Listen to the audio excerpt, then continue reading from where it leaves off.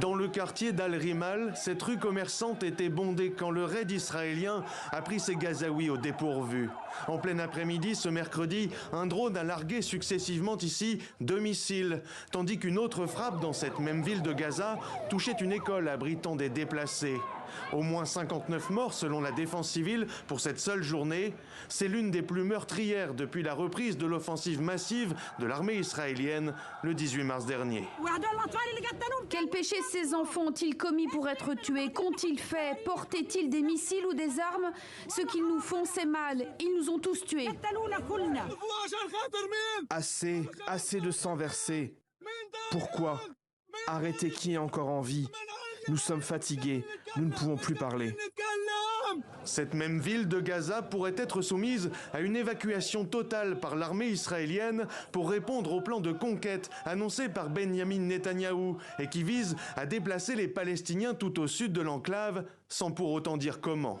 Une seule certitude, le Premier ministre ne compte pas renoncer ou temporiser malgré les critiques des familles des otages notamment, qui l'accusent de sacrifier leurs proches détenus par le Hamas. Nous savons avec certitude que 21 otages sont en vie. Il n'y a pas de débat là-dessus. Et il y en a 3 autres dont nous ne savons malheureusement pas s'ils sont en vie. Nous voulons ramener tout le monde à la maison. Ce plan de conquête israélien suscite à l'international de nombreuses condamnations.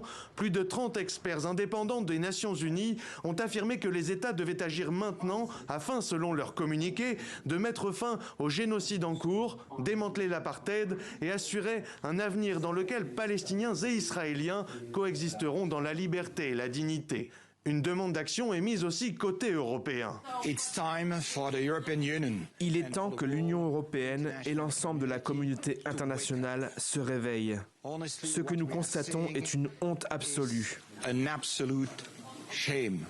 Couper volontairement, comme stratégie de guerre, toute aide humanitaire, tout accès à la nourriture, aux soins de santé, à l'électricité et à l'eau, c'est totalement inacceptable. Par la voix de Kaja Kallas, la chef de la diplomatie européenne, l'Union s'est proposée comme intermédiaire afin d'acheminer l'aide humanitaire.